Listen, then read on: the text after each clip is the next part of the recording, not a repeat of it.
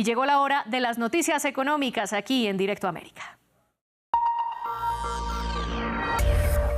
Y para esto le doy la bienvenida a nuestro cronista de economía, Juan Pablo Lucumí. Juan Pablo, buenas noches y bienvenido al estudio. Buenas noches, es momento de hablar de números en France 24. Bueno, y hablamos de números positivos esta vez porque la Organización para la Cooperación y el Desarrollo Económico se mostró optimista precisamente por el crecimiento económico de este año. Así es, en una reunión en París, el secretario general de la organización sostuvo que si bien la economía todavía sufre altas tasas de interés y un mercado laboral ajustado, la inflación disminuyó la vista de los objetivos de los bancos centrales. La OCDE proyecta un mercado, o más bien un menor crecimiento económico para la eurozona en 2024 y países como Alemania, estamos hablando de la primera economía de Europa, crecerá tan solo un 0,2% este año. En términos inflacionarios, se espera que el indicador continúe su descenso, alcanzando el 5% en 2024 y el 3,4% en 2025 para los países miembros, y también se espera que a finales de 2025 la inflación vuelva a los objetivos de los bancos centrales, que la mayoría de ellos, por ejemplo la Reserva Federal y el Banco Central Europeo, lo tienen por el 2%. También advirtieron sobre varios riesgos que podrían hacer descarrilar las previsiones de crecimiento, como las presiones de costos en los servicios, lo que podría generar que las tasas de interés deban permanecer altas por más tiempo.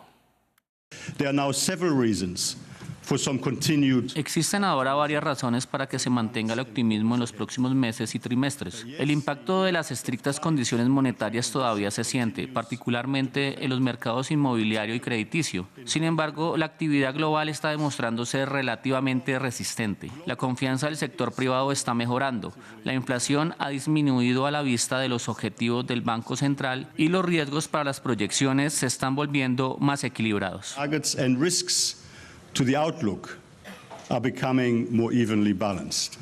Y lo anunciábamos en titulares, Gazprom, que es la empresa estatal rusa de gas, tuvo un desplome histórico el 2023. ¿A qué se debe esto? Exacto, al menos en términos anuales, porque la misma empresa propiedad del Kremlin dijo que tuvo una pérdida neta de 6.900 millones de dólares el año pasado, en lo que fue su primera pérdida anual en más de 20 años, y mientras los analistas esperaban una ganancia neta de 4.810 millones de dólares, según la agencia de noticias Interfax.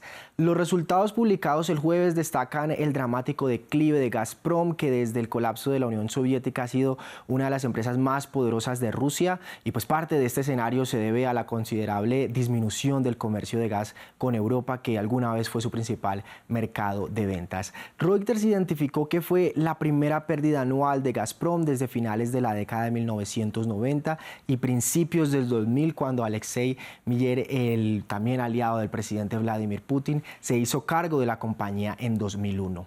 Hay que decir que Gazprom no ha publicado sus propias estadísticas de exportación desde principios de 2023, y pues eso también muestra otro lado de las consecuencias pues de las represalias de Occidente hacia este país. Y no es la única guerra que está dejando consecuencias económicas. Ahora la guerra en la Franja de Gaza también tendrá repercusiones en la economía israelí, ya que Turquía anunció que rompe toda la diplomacia con el Estado de Israel.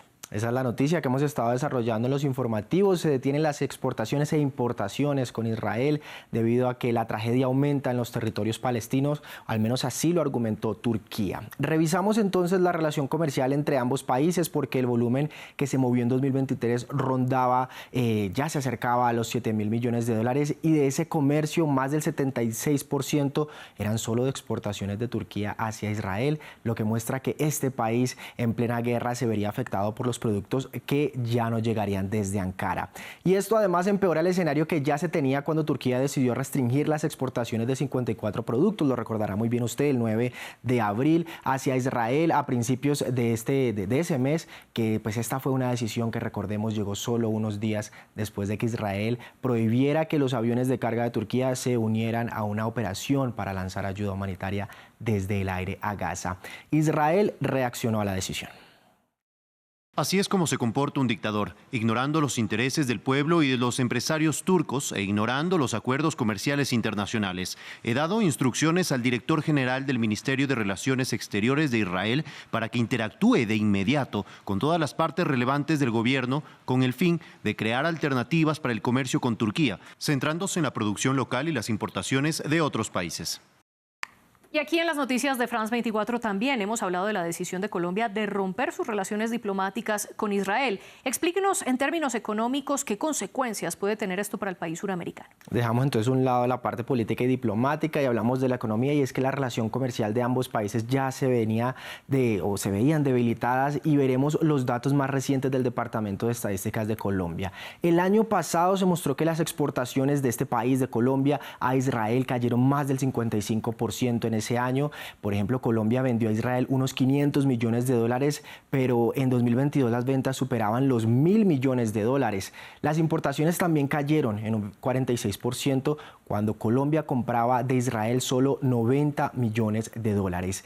De Israel, Colombia compraba reactores nucleares, armas y municiones, productos químicos y material que se usa para la óptica y fotografía, entre otros. Ustedes pueden ver ahí la lista. De hecho, si revisamos solo el sector de defensa en 2023, las compras de Colombia a Israel cayeron también un amplio 85% si se compara con 2022, esto en defensa y armas de todo este sector, es decir, pasaron de 64 millones de dólares en 2022 a solo 9,7 millones en 2023, María Clara. Y en esa misma línea también hay empresarios colombianos que se afectan con lo que está pasando con el comercio con Israel. Evidentemente, vamos a revisarlo, y es que analistas de este país, de Colombia, han explicado que con esta decisión el país latinoamericano pone en riesgo un mercado de unos 500 millones de dólares al año. Por ejemplo, unas 109 empresas colombianas realizaron exportaciones por encima de los $1.000 en 2023, y 490 compañías de Israel le vendieron productos a Colombia en ese mismo periodo.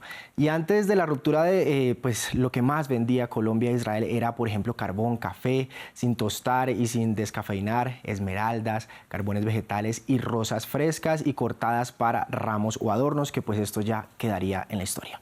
Y nos movemos para dejar de hablar de la guerra e irnos a la cifra del día.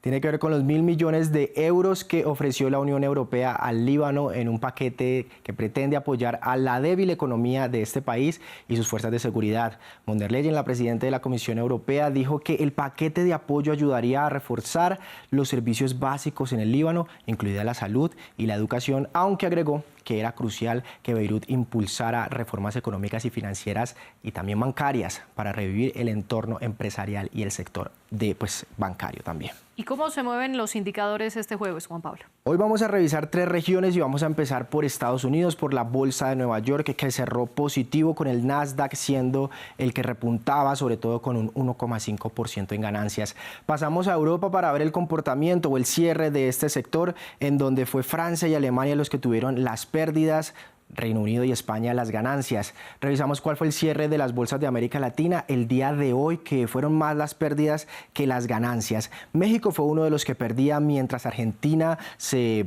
consagraba como uno de los mayores ganadores, acercándose a ese 4%.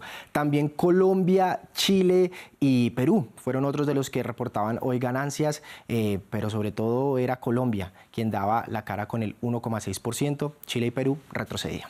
Gracias, Juan Pablo, por todas las noticias económicas, y usted regresa en una hora. En una hora estaremos aquí, así es. Y mientras usted vuelve, yo los invito a que ustedes sigan aquí en Directo América, porque ahora tenemos el debate.